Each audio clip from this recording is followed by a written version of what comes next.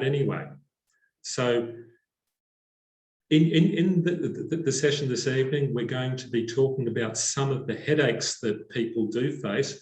Melissa's got a nice expression for this. She describes herself as the people paracetamol. And the sorts of things that she talked about, that workshop I was at a couple of weeks ago, they're definitely worth thinking about how you can use those to reduce the headaches that you might face in dealing with some of the people problems that every organisation and every group faces eventually, especially when they're dealing in hybrid workplaces. I'm going to shut up at this point. I think I praised you enough, Melissa, and put you on the wood enough. I'm going to hand over to you and let's watch the fun and games begin. Cheers. Thank you. Craig, did you want to say something? I know that you were trying to mention something before. No, all I was going to say is while you were doing the sponsor thing, Arthur, just quickly, we also need to thank the Agile Alliance for sponsoring the meetup. And one of the things they're doing at the moment is they've got they're basically reminding folks to remember to become a member of the Agile Alliance. And there's lots of great content and videos and all sorts of things that you can access from there. They've reworked all their pricing and things like that. So not only will you be supporting where the original Agile Manifesto was born from, but also get access to a lot of things and communities and all those type of things. And they've supported our meetup for a number of years. They essentially pay the meetup fees, which is really awesome. So check them out if you haven't, agilealliance.org, and think about becoming a member. And again, thank you to Elaborate for sponsoring the Christmas drinks, and also thanks to SoftEd who are sponsoring the Zoom that we're using this evening. That was all I needed. Thank you, Melissa. Thank you, Arthur. No worries. John, was that a hand up as well? Over to you. Yes, sorry, Melissa. I was just wanting to, Okay. I think Craig covered it with the thanks to SoftEd as well for providing the Zoom facility. So I just wanted to cover that off. Excellent. Now we've covered everything off, and there's the beauty of working online and working with a bit of technology as well. So now we mentioned before about interruptions. So I'm really hoping my 2 kids under the age of 4 are in bed now, because there's a high chance that you will actually get to see them anyway. So I have said goodnight, so hopefully they won't be interrupting. So I'm going to share my screen. Promise it won't be death by PowerPoint tonight, but it does really help with the with what we're going to be talking about. Okay, can everyone see that? Awesome. Yep. So I also want to encourage any sort of, I guess, hands up or chat or interrupting. And if anyone wants to interrupt me, please just let me know. But essentially, as Arthur said, so thank you very much, Arthur. And the pressure is definitely on, not only because Arthur's seen me present before, but we've got coffee in the morning. So we don't necessarily want to be, there we go. We don't necessarily want to be seeing me until perhaps 9 o'clock tonight. So I wanted to ask you all essentially how, when you look at a remote workplace, what essentially, I'm going to stop this for a moment. What essentially are we talking about or looking at when you think of remote? What does it say to you?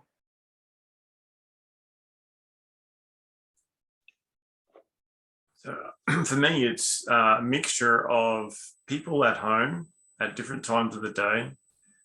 Sometimes those people will be in the office, sometimes they'll be at home. And then in the office, you might have so that's me being quiet, so I don't wake up our kids.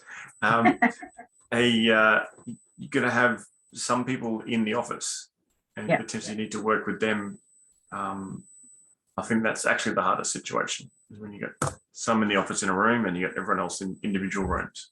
So very much that hybrid, as you said, and Arthur's just commented, it's not even just about that working from home, it could be across the country and across the nation and across the planet. So that brings all sorts of challenges and complexities. Has anyone else got a different view of what remote looks like for them, or how they would define the hybrid workplace?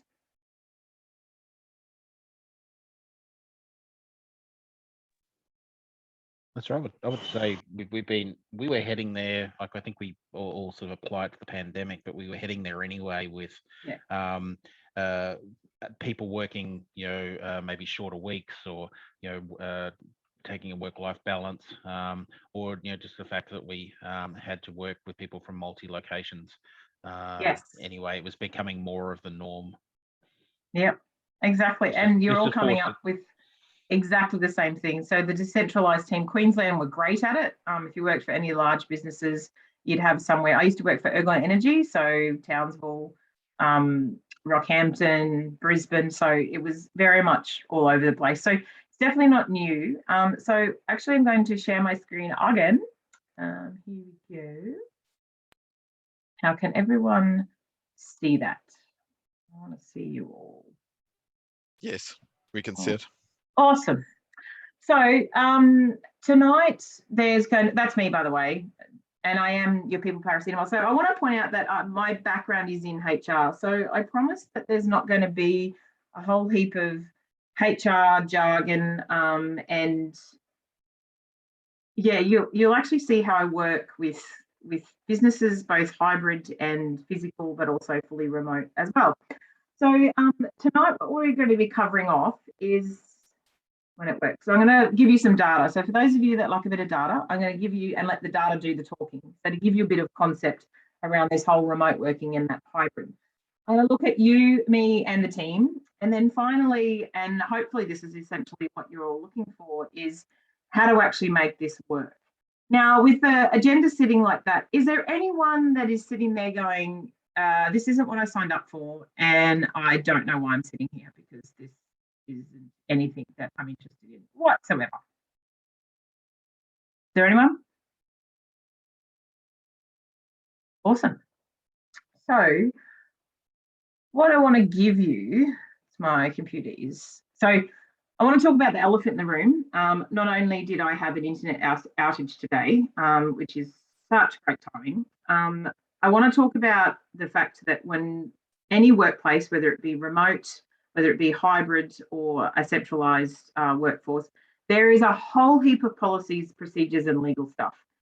To be honest, if I sat here for an hour talking about that, you'd be bored shitless, and it's really not exciting. But it is really essential that you do understand what some of those risks can be. But if you have a great advisor and a great legal expert that can actually tell you how to work that for your team, go and talk to them, because to be honest, they will know your business the best. So we're not going to worry about that at all. So if we've got all of the, I guess, the legal stuff out of the way, I want to talk about these very specific statistics.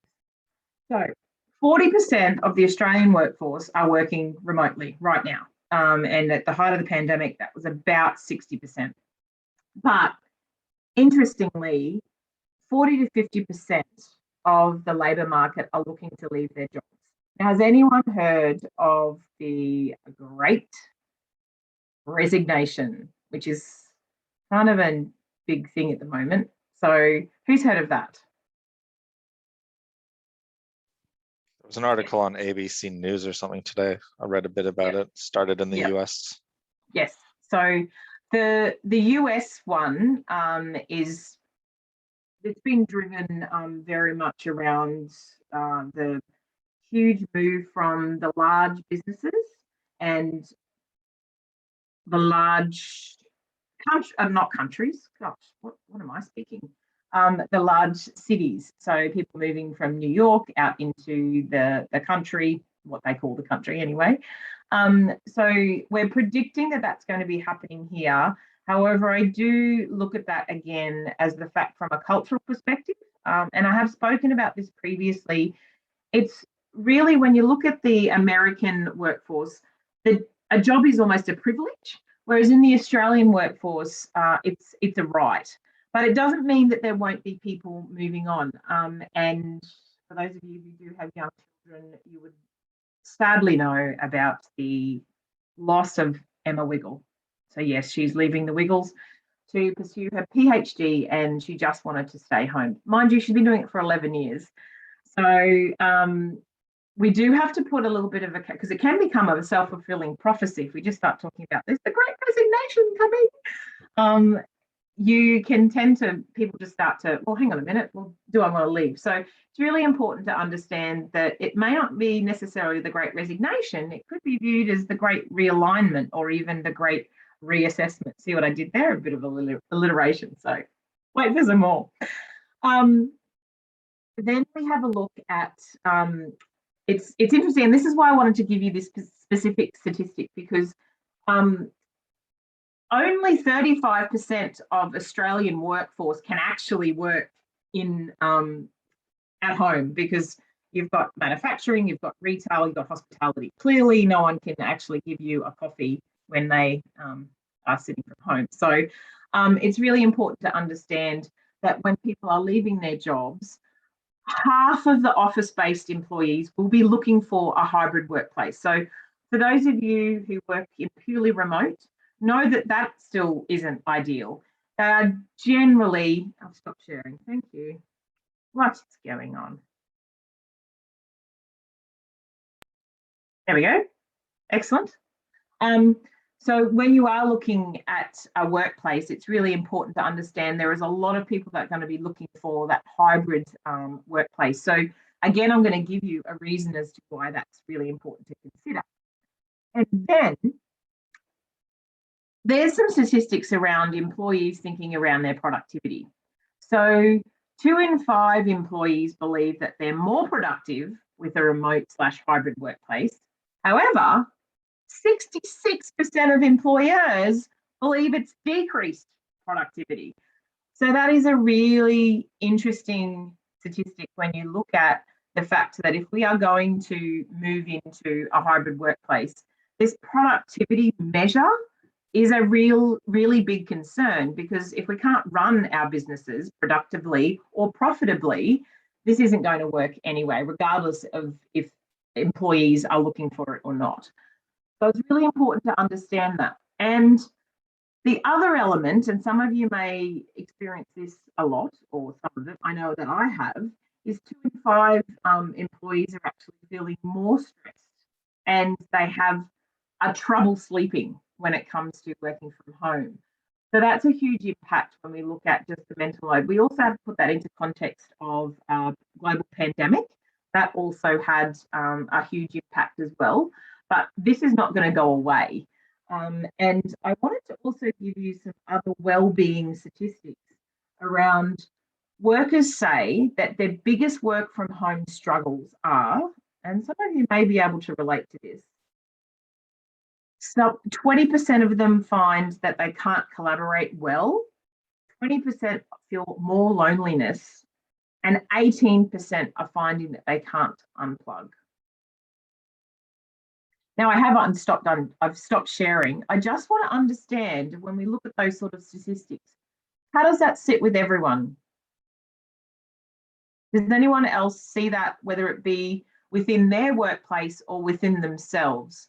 When we look at those sort of statistics around not being able to collaborate, they're 20% more lonely and not being able to unplug. So it seems reasonable, I think. Yeah. I think that correlates with what I would expect. Great. So are you seeing that in real life? John? When I experienced, I just started working with a whole bunch of people from Melbourne who've been in lockdown forever. And a couple of them moved up to the Gold Coast where I am. Yep. And I joined them in a local office for a day just to catch up with them. And yeah, the joy on their faces for working with people face to face was astronomical. Yeah. And they've been out for a little while. So yeah, it certainly affects some people quite significantly. Yeah. Fantastic. And that's exactly what we're seeing as well in the space that I work in. So I essentially work with small to medium businesses, working with people leaders and business owners around understanding the headaches. And specifically, it's been around that hybrid working. So I'm going to share again. So thanks for your contribution on that particular issue. Because I want to actually show you, there's two elements when it comes to working in a team. Now, some of you may be saying, Melissa, you're telling me how to suck eggs here. But I want you to do a bit of thinking. So you don't have to, you can write this down, you can understand. I want you to plot yourself on a graph that I'm about to show you. So, are you fast-paced and outspoken or cautious and reflective? You don't have to answer me or respond. I want you to think and put yourself on that particular spectrum. So some of you may be also be sitting there going, well, I'm a bit of both, depending on the situation. I want you to think of this specifically, where are you most comfortable or what are you most like? So plot yourself on there, whether it be way up the top or way down the bottom. And then I want you to think about questioning and skeptical or accepting and warm. Another way to think of it is, are you process focused or people focused? Again, some of you may be sitting there going, well, a lot of people tell me I should be more people focused, but geez, they just piss me off. So I just want to be right down here. So that's where you should be, down that other end. But I want you to understand that there's no right or wrong, good or bad. It just is. So, because I'm going to give you a little bit of extra information around how this can actually work when looking, especially just exactly what Andrew was saying around when people are interacting with others, because whether we like it or not, we're social creatures. And the reason we don't actually live as hermits, each individual, we're quite symbiotic. So like when you're at high school and the teacher used to say, I'm going to pull out it was a VCR then, one of the TVs on the big wheelie things with the video. I'm going to show you a video to give you a bit of a concept around what I'm talking about here. So let me know if you can't hear it. What if people had their needs written all over them? If you knew that this person wanted more independence and that person wanted a bit more reassurance, would it change the way you work together?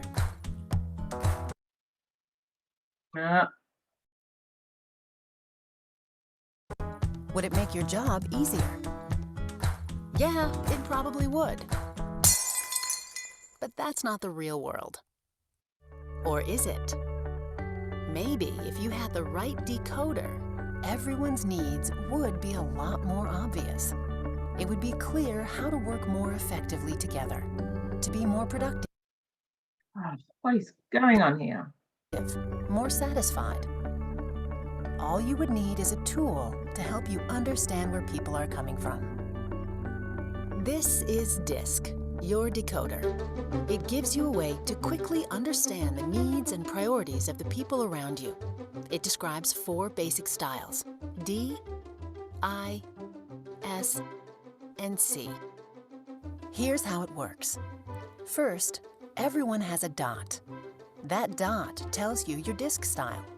For instance, if you have a D, or dominant style, you probably drive toward results, insist on immediate action, and challenge the status quo. Most likely, other people with the D style share your priorities, even though you might butt heads from time to time. Different styles may find this same D approach to be blunt, intimidating, or insensitive.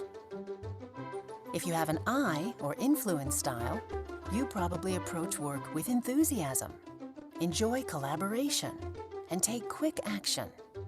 Others with the I style probably find your energy exciting, even if the two of you are a little too optimistic at times. Different styles may find this sort of liveliness and fast pace to be sloppy or reckless. Or you may have an S, or steadiness style, which means you like to support people, maintain stability, and enjoy collaboration. People with the S style will probably appreciate your patient and easygoing nature, even if that means there's little sense of urgency. Different styles might see you as overly accommodating or indecisive.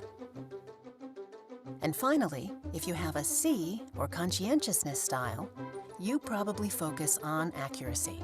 Use your logic to challenge ideas and seek stability to ensure consistent outcomes. Others with the C style will like that you prioritize getting things right, even if the two of you can get bogged down in analysis. But for people with different styles, this cautious pace may feel dry, sapping their natural energy. Now, in the real world, it's not always that simple. Your dot can be between two styles, such as in the area between I and S, and you can have 4 or even 5 priorities. For example, in addition to collaboration, enthusiasm, and support, you might also share the priority of accuracy with your C coworkers. The point is, even though you need to recognize your own DISC style, you also need to know where the people you work with are coming from. Whether you're simply connecting with others, solving problems, or working through conflict, you'll have to stretch from time to time. And using DISC as a guide, you'll have a better sense of when and why that sort of adapting is so crucial to not only your success, but the success of everyone in your workplace.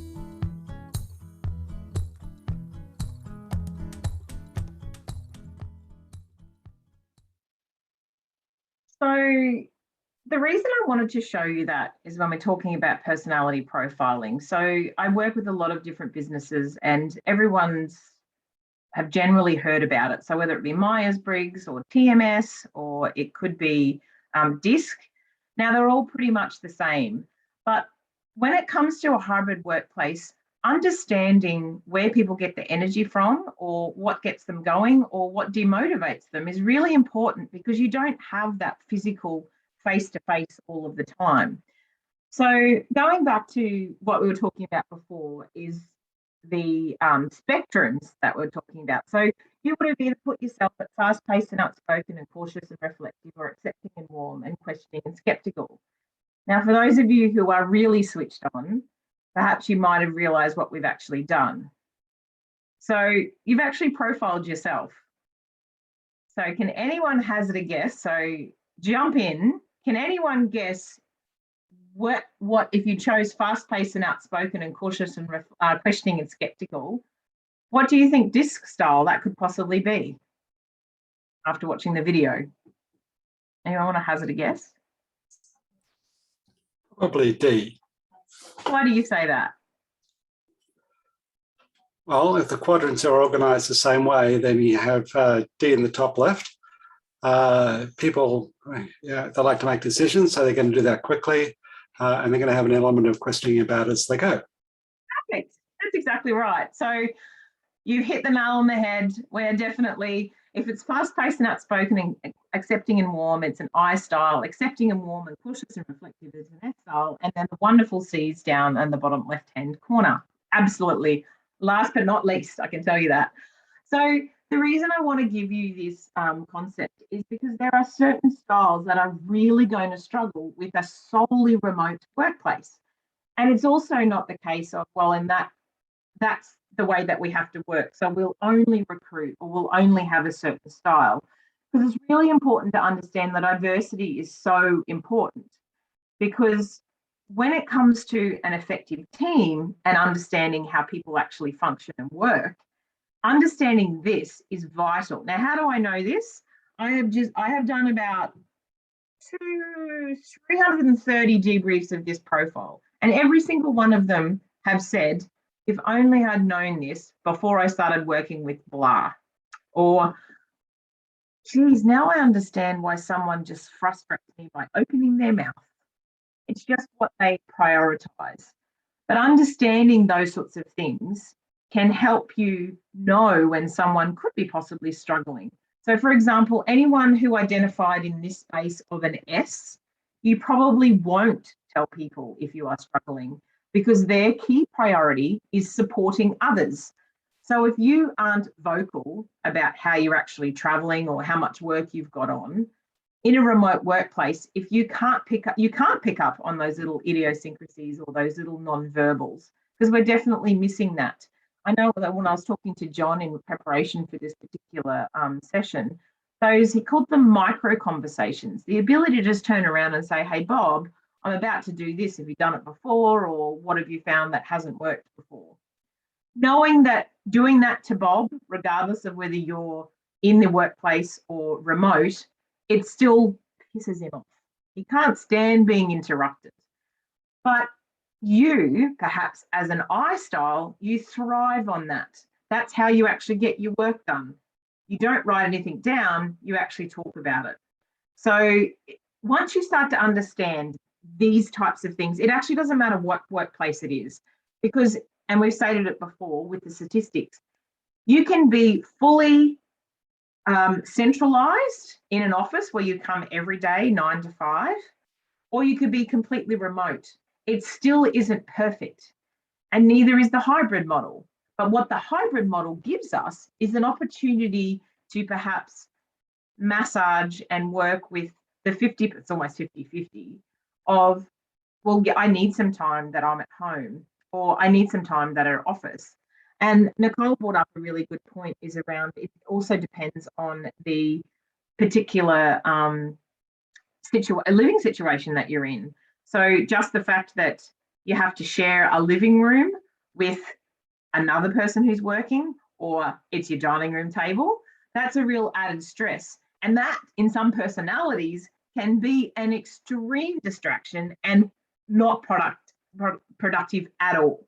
So once you start to understand that the hybrid workplace isn't going to be going away, we need to find a way for it to work. We actually need to understand what's going to motivate / demotivate the people that we're working with. Now, you may think, for those of you who don't have any employees or direct reports, this doesn't apply to you. It absolutely does. It's so important to understand how to be most effective with team members, because they're the ones that you have to work with, especially with those teams that don't necessarily, it's quite flat. And working in an agile environment, it'll be your subject matter expert. So there's not necessarily one particular accountable manager, or there could be that subject matter expert that's accountable for a particular function, but they might be of a certain personality that isn't able to collaborate easily. Now, that's not because they don't want to, it's just not where their energy lives. Now, again, this is a whole nother workshop, which I love to do, which I'm really passionate about this stuff, if you can tell. But it is really important to understand and get a basic understanding of where you sit on this graph to understand where those priorities are. So we've looked at the statistics, we've looked at you or me. Now it's really important to understand the team. So if we've got an understanding of where our personality is, how those personalities interact is also important when we look at a team. And I'm going to show you a bit of a concept now. I'm a real fan of this particular business writer. So no, I'm not, it's not a cult. I promise I'm not going to ask you to sign up to anything. But I want you to understand this particular concept, because again, it came out of the discussion that I had with John, is when you do have a remote or hybrid workplace, it removes one of the really safe spaces that people like to be in Australian workplaces. And that's managing or working via site.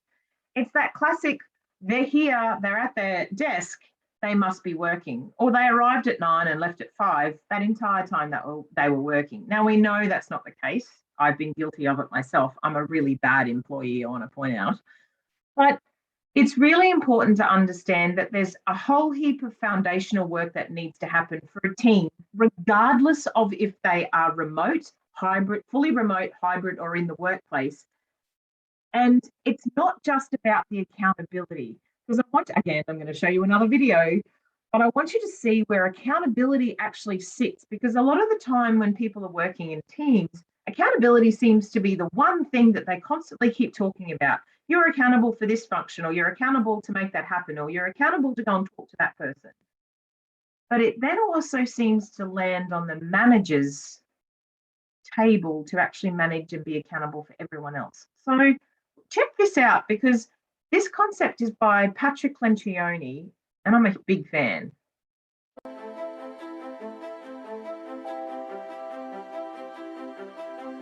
This is my team, my dysfunctional team. It may look pretty normal on the surface, but underneath, there are 5 things going on that need serious attention. Let's take a look. She can't ask for help. He doesn't want to risk starting an argument. He's only pretending that he's on board. That's me. I don't think it's my job to make sure he does his job. And he only cares about his own goals. So that's my team. Maybe your team has its own challenges. In his New York Times best-selling book, The 5 Dysfunctions of a Team, Patrick Lencioni identifies 5 core dysfunctions that most teams face. The first dysfunction is an absence of trust among team members. This stems from their unwillingness to be vulnerable within the group. Vulnerability is about being able to say and genuinely mean things like, "I screwed up," "I need help," and "I'm sorry." Team members who are not genuinely open with one another about their mistakes and weaknesses make it impossible to build a foundation for trust. This failure to build trust is damaging because it sets the tone for the second dysfunction, fear of conflict. Teams that lack trust are incapable of engaging in unfiltered and passionate debate of ideas. Instead, they resort to veiled discussions and guarded comments.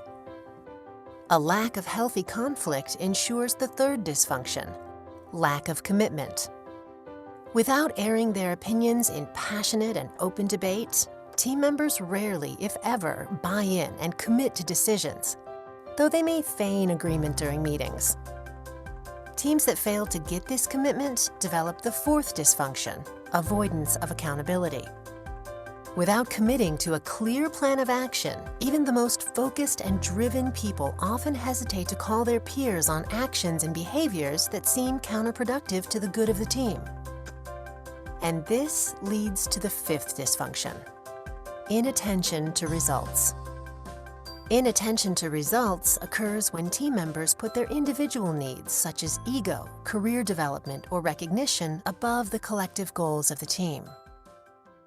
Another way to understand this model is to take the opposite approach, a positive one, and imagine how members of truly cohesive teams behave. First, they trust each other. They engage in productive conflict around ideas. They commit to decisions and plans of action. They hold one another accountable for delivering against those plans. And they focus on the achievement of collective results. And that's it. These are the 5 behaviors of a cohesive team. Each one is a deliberate choice made by the team. They do require discipline and persistence, but the payoff can be big. And there's a nice bonus. Not only will the group be stronger and more productive, but high-functioning teams are a lot more fun to work on.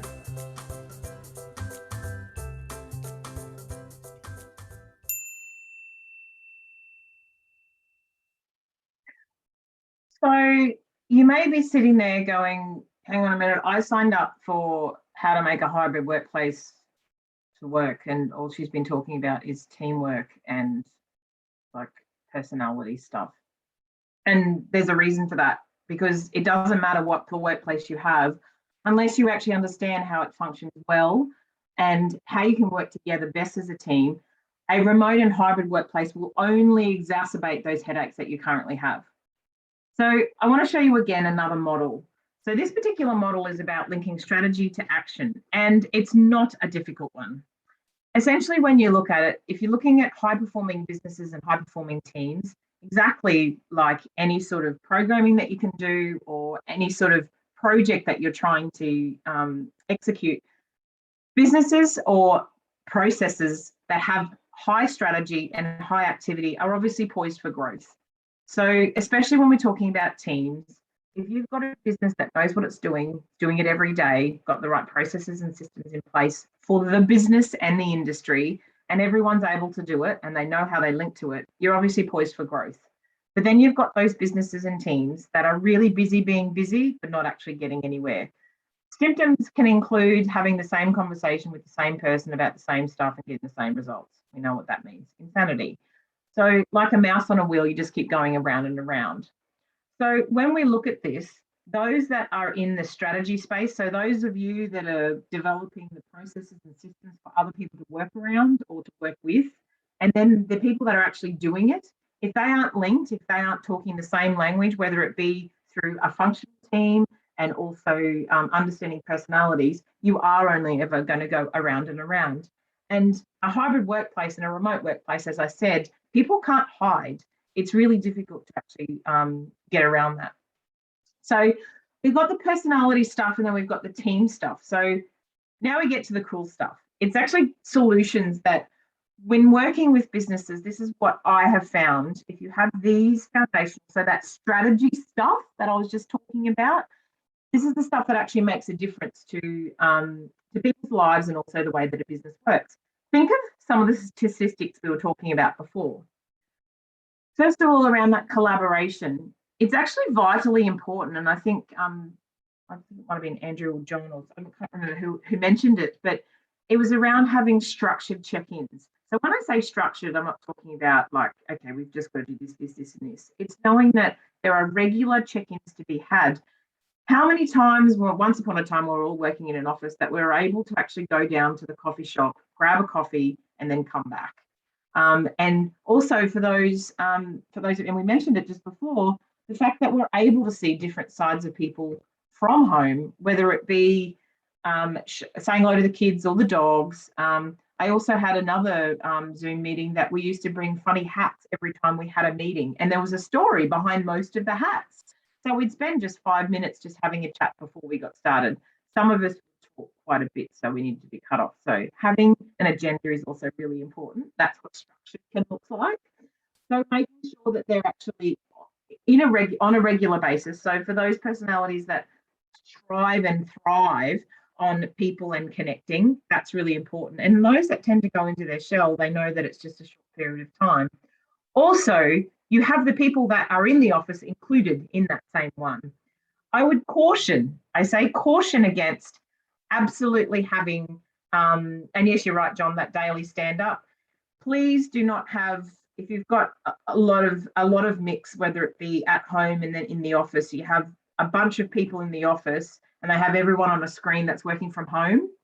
Don't do that all of the time, because it can actually be quite distracting and it defies the purpose of having any sort of structured collaboration. Try to have it so that there is a mix, so that all of you are online, all of you are face-to-face. But again, it takes a bit of preparation and it's not typical of how we would have normally worked. Now again, and you would all know this, but from a general perspective, making sure that those IT platforms are fit for purpose, but everyone's actually been trained in them. Don't just assume, especially in your space, there may be an assumption that someone knows how to use something the best way it possibly can be used. There's some personalities that won't tell you that they suck at it. So it's really important to either have mandatory training or look at what's actually going to work for the individuals. Thirdly, I want you to ensure, especially when it comes to collaboration, that there is scheduled time. So if we have a look at a hybrid workplace, we'll have some that are working from home and some that are working from the office, and then they might swap around. But it may mean that if they're working on a particular project, they need to be in the office on the same day. Plan that, because it does have an impact on people's lives, especially if you've got people that are quite structured in the way that they like to work. Yes, that's a personality type. So trying to support people in that. So whether it be you might have to move your day around, or you might need to make sure that there's meeting rooms available. I definitely think we're going to see a huge change in the physical working environment within offices from now on, which we've already seen, but that will continue. And it will look at scheduling that collaboration time. Those micro conversations that you happen to have, whether it's just be turning around to Bob, and again, personality is important to understand. Make sure that you have those IT systems and that software to allow, whether it be messaging or quick pop-ups, it's still the same concept. But as a team, understand who enjoys that and who doesn't. Doesn't mean you don't have to do it. It just gets an understanding of how we're going to operate as a team. So it goes back to being a functional team and having that conversation as to how do we all work best. Also, please don't set and forget, because it's great to have all of those conversations, but we all know that life changes and we change when it comes to how we like to work. So again, having these conversations on a regular basis. No, I'm not talking about having them every week or every month. It might be just an annual reset or an understanding of how are we going to operate, whether it even be a meeting code of conduct, because we all know how fantastic meetings can go. Oh my goodness, whether it be online or face-to-face. Now, the fourth one is around opportunities for social interaction. And I think it was Mike that you mentioned around one of the best things is having remote work drinks. I agree, it's fantastic if structured correctly. So a few tips there. There's a software that's now coming onto the market that allow for trivia nights. Actually, that's all I know in that particular software. But I think it's Fun Do Friday was the one that I was given, and they're looking at very specific remote teams. So they're actually based in India, but looking for that remote social interaction and giving you an opportunity to be able to do that. But on top of that, what you can actually do, although some businesses may or may not like to do this, but it tickled my HR bone, was they did the remote social or the remote dinners. They Uber Eats for everyone and then got some drinks sent to them. It also showed that they only had a certain amount of drinks, so legally they had responsible service of alcohol and followed the right HR policy. So there's great opportunities out there to add more to that social interaction. Again, don't let it be the only one. Thank you, Andrew. Don't let it be the only one that you do. You do need to mix it up around that hybrid workplace. Now, if we go back to the stress and mental well-being of staff, employee assistance programs are almost a non-negotiable for businesses these days. It is a way to attract and retain staff, but it also definitely helps you a lot with managing, especially for those of you who manage people, to be able to draw a line and be able to refer them on to trained professionals. For those of you who don't know what an employee assistance program is, it's where the business funds mental health and counselling for staff and their families as well. It's seen a huge uptake in the last 18 months for obvious reasons, so definitely something to look at. Also around that burnout, making sure that you do have a conversation. It's not a one-size-fits-all. So some people can't work very well during the day because they do have caring responsibilities, so they want to work for 5 hours at night. Focusing on outcomes is so vitally important, which challenges that managing via sight. So managing via outcomes is one of those really important ways to look at it. And I think working in the environment that you all work on, it's pretty simple, or I think it's a very important element to look at, especially when you've got really obvious milestones in projects or tasks. Seventh one is those home distractions. Again, we've all spoken about it. It's just trying to work around it, but it's really important to have the conversations and back to that structured collaboration. There also needs to be some rules of engagement. What suits your business? That's why I'm not here to tell you, you need to have 3 days here and 3 days there, and you need to have a contract. It's really important to have very open conversations and expectations set, and have those difficult conversations when it's not going well. That's where everyone comes undone, and it goes back to, again, what I was talking about when it comes to a functional team and also being a skilled people manager. So there's some 8 solutions that you can look at in making that hybrid workplace hum. But I can tell you now, it all goes down the toilet if you have people that can't manage people. So this is what managers need to do in order to make it work. You need to be better communicators. Listening and empathy is going to become vital, especially when we look at moving into that great resignation or the great retention concept that we have. The managers are going to make the difference. You also need to demonstrate leadership, basically walking the talk. Don't say, we don't want you to work past midnight and send emails at 1 o'clock in the morning. That just defies the purpose. Just don't do it. Delay send is a really great feature. Thirdly, it's also about that trust. So another reason why I wanted to show you that if you don't have trust, the rest of it is no good. You can't hold someone accountable if they don't trust you. You can't ask for commitment if they haven't had constructive debate. Again, a whole nother workshop, not here to bore you with that. But it's really important that micromanagement won't work in this particular environment. And I'm probably telling you something you already know. Again, it's about prioritizing and reinforcing exactly what around that benefit of social interaction. If you find people aren't turning up or they're consistently not turning up around that, give them a call, have a discussion, understand what's going on, and be really open with the rest of the team that they may not be engaging because there's just no possibility of them doing that from home. So try to make that work for them as well. Employee assistance program is what I've been talking about, and leading by example again. And then finally, that rules of engagement. And this all comes from being an effective people leader. I can't stress enough how important being a really successful team leader is. Now, I just want to ask, how are we going for time?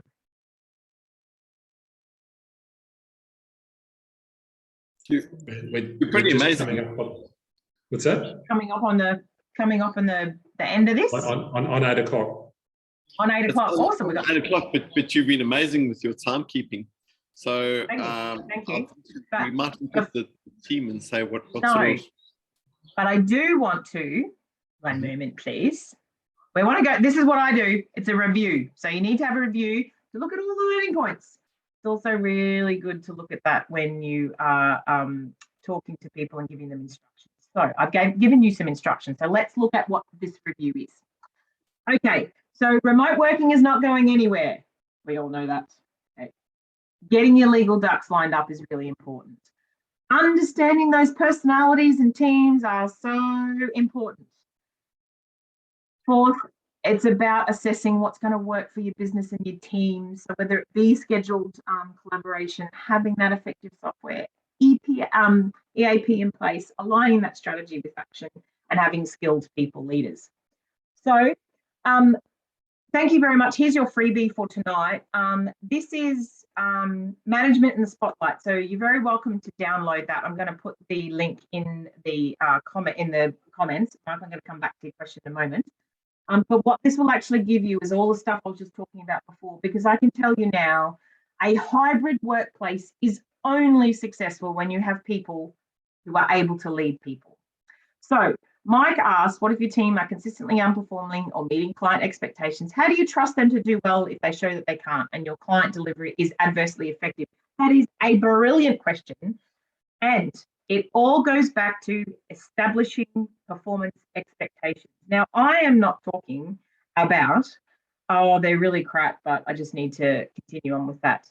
Or they've got a personality where they can't accept criticism. No, it's all about having those difficult conversations. Again, a whole nother workshop. But it's about being effective in how you're actually managing people. So a really good tip, give someone the expectations they haven't delivered. Ask them, so can you tell me how what you are doing is helping us to achieve blah? Or can you explain, because you'll get stories. And for those of you who have worked with employees or had employees that are great storytellers, you just give up and just go, oh, I'll just be bothered, I'll just do it myself. Don't do that, because it's not going to achieve anything. It's really important. Don't get someone's personality traits that they don't necessarily like to do things fast or they don't like to change to be a reason that they won't do it. You need to help them along. And again, establishing those expectations and then manage that performance. And it's not about, it doesn't matter if it's hybrid or not, making sure that you have really clear outcomes, really clear ways to measure it, and really clear opportunities to be able to have that discussion. Does that help at all, Mike? Does that answer what you're looking for? Yeah, definitely. I was asking on behalf of somebody else, but yes, asking for a friend. Rings true. Yeah. Yeah, I get it. Yeah, no, it's there is no different whether you've got a I'm just sending this to everyone, just the link to that, rather than if you didn't get my quick QR code. It just goes back to that vital concept of being a great people leader, because it doesn't matter if you're people, because we're all people, regardless of what we're actually doing. We're human to human. If we can't manage that, then it's not going to get any better. And again, that download will actually give you some great tips. And it even has a management selfie in it. You can assess yourself. And if you're down a bit low, give me a buzz. That's all from me. There you go. Thanks, everyone. Well, thank you, Melissa. The energy and the knowledge. Oh, yeah. By the way, there are a few other people. Oh, thank you. Thank you very much for that. I'm wondering if there are some further questions or suggestions that people have got, comments that they'd like to be making at this point. So I've got one question. So my question to Melissa, I think, is, do you think that it would be that we get more productivity out of employees through a command and control arrangement in a remote working environment, or a self-managed team? What do you think, John? Because I'm pretty sure everyone knows what the answer to that one is. I think that a self-managed team is actually, we were actually just mentioning a little bit earlier, is that self-managing teams can be more brutal than command and control structures. Because what happens is that the team, you have a shared goal that you need to achieve something, and then say, well, as a team, we really need to get there. And if you have team members that are not sort of pulling their weight to achieve that, then the force of peer pressure is, I think, probably a lot more impactful than as a manager trying to co-opt an employee to kind of achieve goals, especially in a remote working environment. Absolutely. That was my thought. Yeah, and it's also that interdependencies of goals. So when you have a team that's just, you've got quite a lot of silos, and you can, that's another really great wanky HR word, but those silos don't tend to allow for self-managed teams. But it all comes down to, it doesn't matter if it's self-managed, command and control, dictatorship, whatever, if it's not a functional team, you can't make it work. So it's about understanding what that looks like for the culture of the team as well. And you're very right in terms of the peer pressure, but we all know those people that are really slippery or just go, they're just never going to get any work done. That's when you actually need to look at, do they want to be part of the team? Should we even have them here? Then it comes to those really difficult conversations of exiting. And I started my career in government. There's a reason I'm not doing it anymore. But that was one of the issues when you looked at the only way to move someone on was to promote them. So you don't need to have that in private practice. You just need to know how to have the difficult conversations and have them early. Do not wait. I can't say that enough. Don't wait for those difficult conversations, because you'll get yourself into all sorts of trouble. And it's just not worth it. Yeah. Alex, you've yes, been Alex, hands. for a while. Hi, everyone. Sorry, just try to find so everyone can see me. I'm trying to use time outside. I have, first of all, Melissa, thanks for great presentation. This was amazing. I have some observation, really interested in your opinions on that. I think from a remote and hybrid environment, I think two group of people benefits, and the third group is actually distracted. But interested in your opinion.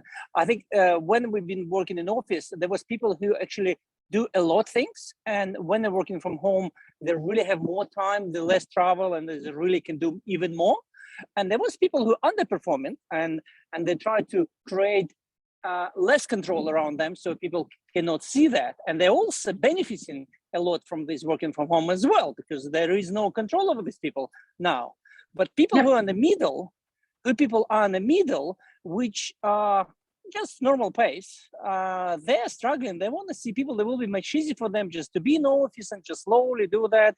So that's my observation. I'm really interested in others' opinion on that. Did anyone else have any views on that? Because for me, it goes back to no environment is 100% perfect for everyone. We know that. So for centuries almost, we had workplaces where some people just hated being in the workplace. I just don't want to be here because I work better when I'm able to be by myself. I'm able to work in an office or a breakout room, and others that just thrived on it and hated working from home, and I want to be in a big team. So it's about understanding that and having the discussions and knowing, so who's going to thrive in this environment and who's not going to thrive, and how do we make it work for everyone? And it's not about, a lot of people think that we need to have win-win situations. It's not that at all. What it's about is what's the most effective outcome in this particular example or workplace or however it's going to work. Because having a robust conversation around, look, I get that you're not comfortable working from home any days, but we need to have it because we have decided as a business that this is how we're going to be structured, because people as a business actually really enjoy it. Then you need to have the conversation with the people that love being at home. You have to come into the office at some point. So this is the structure that we're going to follow. But again, it just goes back to having proactive conversations with people and acknowledging, I get you don't like it, it's not fun, but we have to do something about it because this is how we're going to work as a team. So coming up with a solution that works for everyone and having those robust conversations are really important. And Alex, as you said, you're right. There are people that just can't stand this working from home all of the time. So what it's done, if anything, is given us a taste of both worlds, and it just won't go away because when it comes to people are saving up to $50 a day in some cities around the world in commuting costs. So they're actually taking pay cuts as a result. I don't think that's going to happen in Australia, but there's some of the things and the concepts that we're actually looking at as well. Thank you. I just have one more comment. You're perfect middle with different letters. What they absolutely perfectly mentioned is people will have same style, same letters, probably will easier work together. However, team will have real benefits when people are from different styles, because they can really complement one another. However, it is not going to be easy. So what a lot of organizations don't understand, this teamwork and requires some exercise. It requires some collaboration exercise, whatever need be team events or whatever. There are different things which could be done. So people can understand this, they can understand these advantages of others, and they can stand, and they need to practice with that. They not come immediately. I think we're all busy doing work. We don't have, there's just work and much, but we don't have time to do these team events. We don't have time, just stop what we're doing and spend more time for collaboration to train ourselves to be more productive. That's what I can say a lot.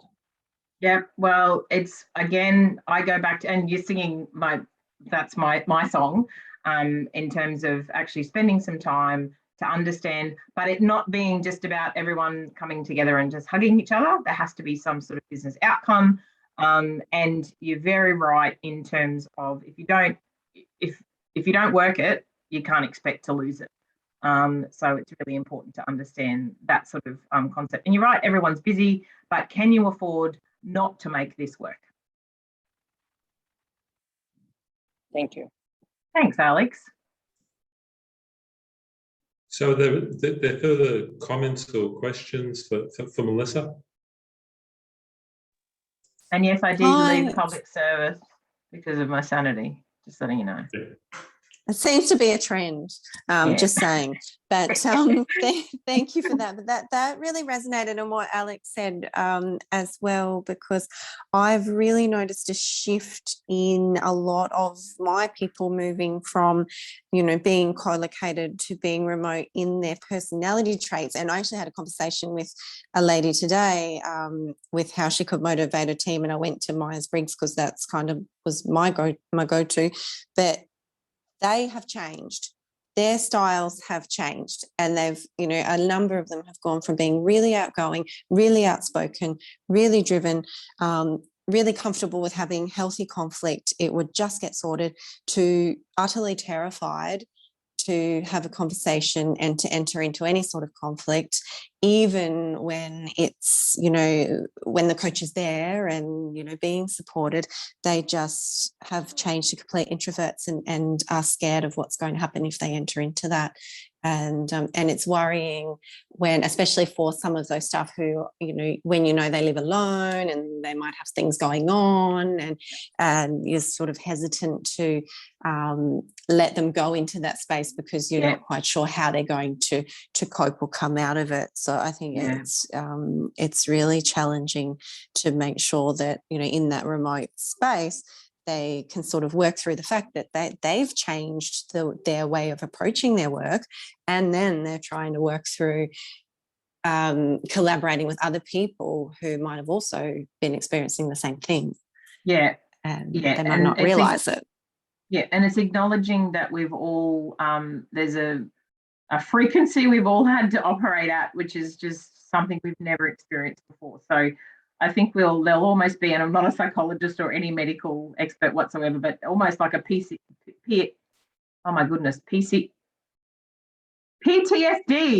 sort of syndrome that people are just feeling, because there's just this change fatigue that is just palpable in some businesses and teams. And you're very right, Dee, in terms of when someone's been put into a threat state. So there's lots of, we actually don't know what's happening with businesses, whether there's a huge amount of, there's redundancies, are they going to be huge restructures? Because we've been able to find, or we've had this massive economic increase, which was unheard of, and there's a massive cliff, we just don't know. And that is just, I know from my clients, it's just this, we just don't know. So yeah, you're very right. So that was an awesome observation. Can I use this as an excuse to do a plug for mental health first aid awareness in companies? Because I know I did some training before COVID hit, and I know, and we got it actually in the company, because I was, I raved about it, and someone else was interested. So we got as many physical first aid trained officers as, as many mental health first aid trained officers as physical, because mental health, because it's a lot more likely to happen in an office environment now. And it really helped during COVID. And it's just one of those things that the folks, especially getting some of the managers involved in that, is the focus on the people and how we can, better support staff and that in crisis. And I just think it's a really useful thing. But that's just me on my bandwagon. No, and there is so much there's so much support and information out there too, and it's called having psychologically safe workplaces. So it's exactly the same as having lines on the floor or fatigue management. It's just exactly the same as that. So it's not a stigma. So there is heaps of information out there. So absolutely one of the best things that you can do. And if we look at retention and attraction that we're looking at the moment, that will be one thing that will be a notch in your belt, to say EAP and a psychologically safe workplace environment. Well, at this point, I think we might give Melissa, well, actually, we'll let everybody know that we're coming to the end of the evening. There will be some of us that'll stay online for a little while. My guess is, Melissa, you've had a big day, but if you want to hang on for a little while, I just wanted to give people the opportunity to say their farewells and thank yous to Melissa, rather than watch people have to disappear one by one at this point. So did want to say once more, thank you very much. Some of the things that I got out of it, just a nice reminder of that different styles benefit from hybrid, but also have different challenges in working in a hybrid manner, and that it's important to get to know your people and what's important to them when they're working hybrid or together. That's what's crucial for effective teamwork. And it's to build that, I really like that 5 dysfunctions of a team model of focusing on building trust, having constructive conflict, building commitment, ensuring people are accountable and expressing accountability ourselves, and keeping focused on results.